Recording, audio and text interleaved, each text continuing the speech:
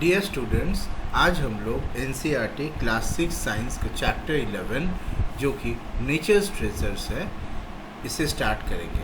तो ऐसा है बच्चों कि भूमि और सूर्य, ये दो बच्चे अपने स्कूल वेकेशन में अज्जी अपनी दादी के घर जाते हैं। उसकी दादी एक विलेज में रहती है जो कि वेस्टर्न घाट्स के फॉरेस्ट के करीब है। ओके, वहाँ का जो हवा है वो काफ़ी फ्रेश है और ठंडी है कंपेयर टू सिटी का हवा से, और साथ ही वहाँ पे बहुत ही ब्यूटीफुल हिल्स, स्ट्रीम्स और बहुत ही डिफरेंट टाइप के प्लांट्स, एनिमल्स और बर्ड्स भी है।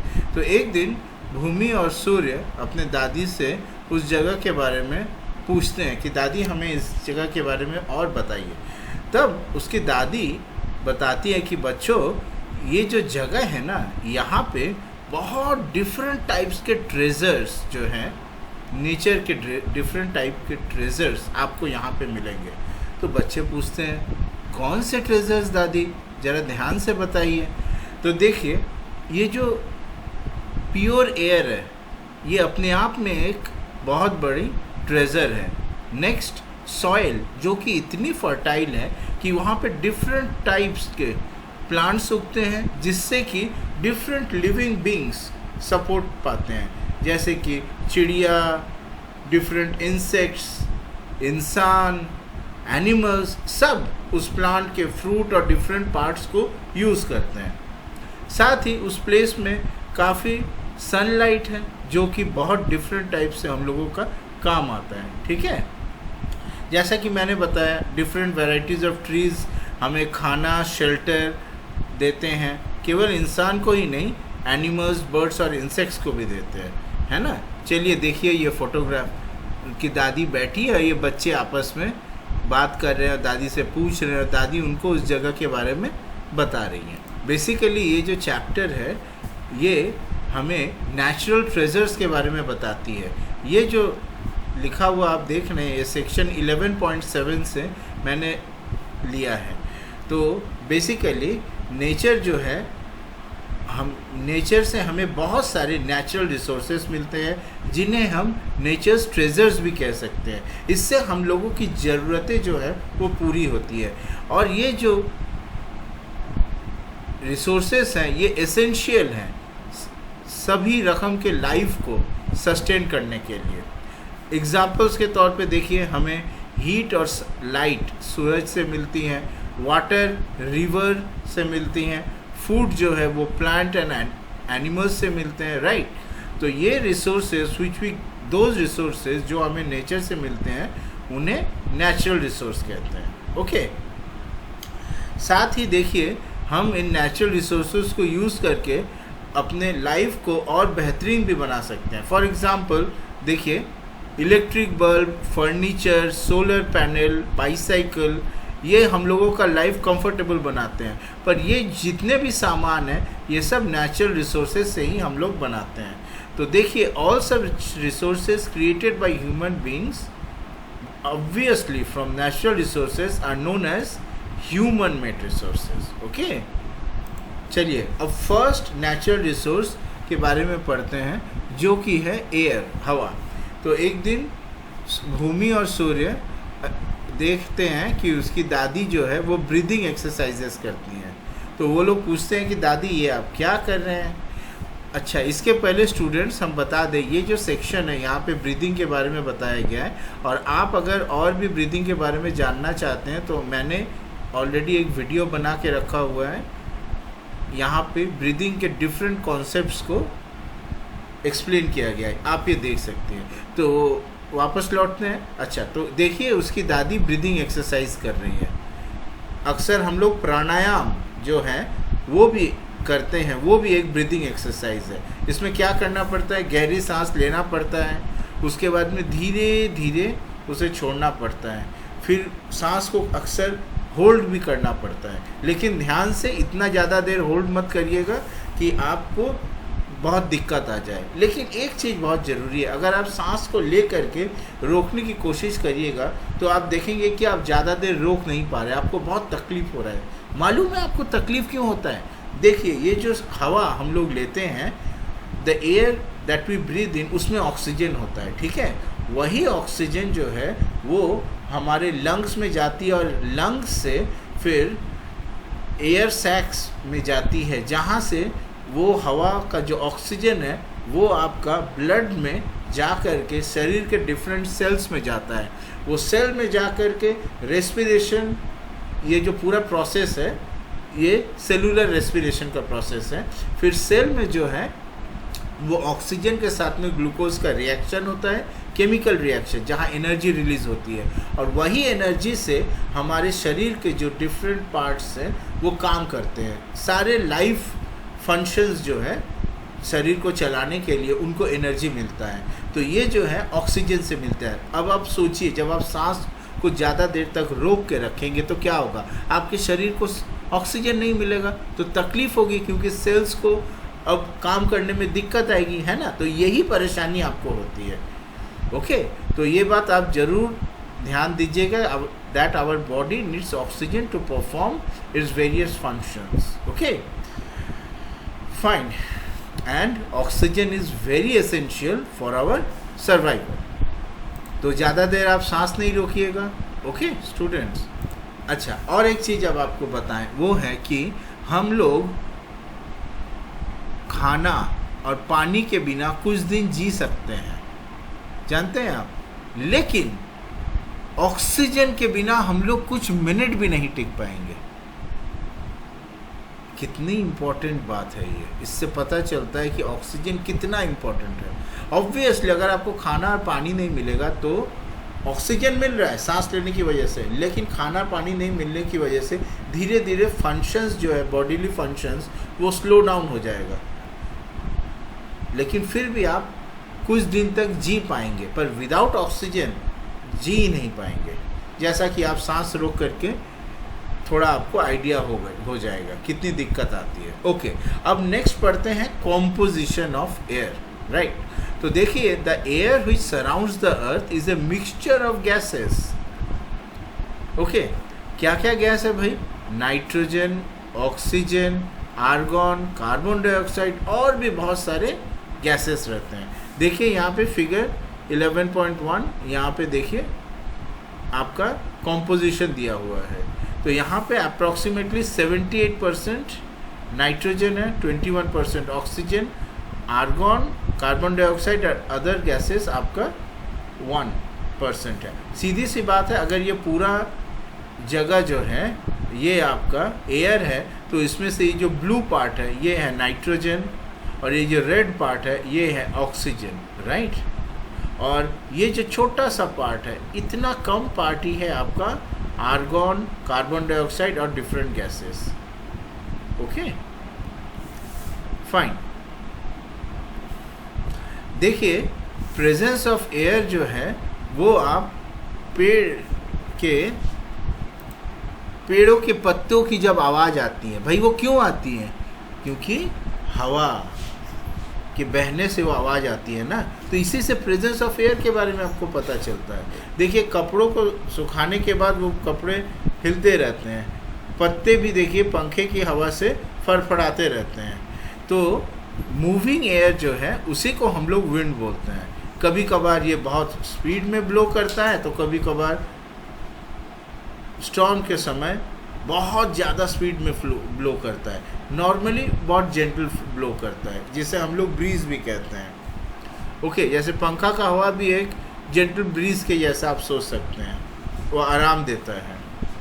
अच्छा स्टूडेंट्स, ये देखिए ये क्या है? ये एक हाथ का बनाया हुआ फिरकी है और paper wind mill. Okay, paper wind mill है, ये अक्सर बच्चे बनाते हैं। बहुत बार मेले वगैरह में ये मिलता भी है, 10 रुपये या 20 रुपये में मिल जाता है। एनीवे, इस पे जब हवा आती है तो ऐसा स्ट्रक्चर ही है कि ये अपने आप रोटेशन होता है, पेपर विंडमिल। एनीवे, ये जो है ये एक्चुअली एक मॉडल है पेपर विंडमिल, एक्चुअल विंडमिल का। ये देखिए, यहाँ आपको एक विंडमिल फार्म दिखेगा। विंडमिल फार्म क्या है? बेसिकली एक इलाका है जहाँ पे बहुत सारे विंडमिल्स रहते हैं। वैसे विंडमिल से फ़ायदा क्या है? ये जो हवा की वजह से ये जो पंखे घूमते हैं ना, इसकी वजह से जो होता है, एक प्रोसेस है जो आप हायर क्लास में सीखिएगा, इलेक्ट्रिसिटी फॉर्म होता है, और यही इलेक्ट्रिसिटी हम लोग अपने काम में लगा सकते हैं। मतलब विंडमिल में जो है विंड एनर्जी जो है वो कन्वर्ट हो जाती है इलेक्ट्रिकल एनर्जी में। So windmill is a converter of wind energy to electrical energy. Okay, fine. अच्छा, अब हम लोग सेकेंड नेचुरल रिसोर्स जो कि पानी है उसके बारे में पढ़ते हैं। ओके, देखिए अज्जी जो है, मतलब दादी जो है, वो क्या कर रही है, वो पानी दे रही है पौधों को, राइट। ये तो बहुत ज़रूरत है क्योंकि उसके बिना तो पौधे जी नहीं पाएंगे, राइट। तो देखिए पानी जो है बहुत काम में आती है। यहाँ पे देखिए इंसानों के ही लिए कितने कामों में आती है। देखिए हम लोगों को ड्रिंकिंग के लिए, कुकिंग, बाथिंग, वॉशिंग, क्लीनिंग, इसके लिए काम में आता है। उसके साथ ही साथ ये जो वेजिटेबल्स हैं इनको क्रॉप्स को ग्रो करना पड़ता है, उसके लिए भी पानी की ज़रूरत है। इंडस्ट्रियल पर्पसेस के लिए भी पानी की ज़रूरत है, राइट। ये है यूजेस रिगार्डिंग वाटर का यूजेस। नेक्स्ट है वाटर है कितना, प्रेजेंस ऑफ वाटर। तो देखिए water covers about 2/3 of the earth surface, 2/3 भाग जो है धरती का वो पानी है। मोस्ट ज़्यादातर पानी जो है वो आपको ओशंस और सीज में मिलेंगे, हाँ, लेकिन ज़्यादातर पानी जो है वो सॉल्टी पानी है, और वो आप डोमेस्टिक या एग्रीकल्चर या इंडस्ट्रियल यूज़ के लिए नहीं काम आएंगी हम लोगों को। तो ये जितने भी डोमेस्टिक, एग्रीकल्चर और इंडस्ट्रियल यूज़ है, इसके लिए हम लोगों को फ्रेश वाटर चाहिए, जो कि ice sheets of snow, reverse और लेक्स इनमें रहती हैं, राइट। और अंडर वाटर में भी हम आपको फ्रेश वाटर मिल जाएगा। Anyway, regarding this presence of water, ये आप इस वीडियो में और भी जान पाएंगे, जो कि आपका सोशल साइंस का सेकेंड चैप्टर का वीडियो है। ये भी मैंने बनाया हुआ है, आपको डिस्क्रिप्शन में इसका लिंक में आपको डिस्क्रिप्शन में हम लिंक दे देंगे। हाँ, तो बच्चों ये बहुत ज़रूरी है कि हम लोग पानी का वेस्टेज जो है उसे कमाएं, क्योंकि जैसा हमने अभी आपको बताया ज़्यादातर पृथ्वी में जो पानी है वो तो सॉल्टली है और फ्रेश वाटर बहुत ही कम है, राइट। तो हम लोगों को हमेशा पानी का जो है वेस्टेज रोकना चाहिए। जैसे कि जब ज़रूरत ना हो तो टैप्स को तुरंत बंद कर देना चाहिए, ओके।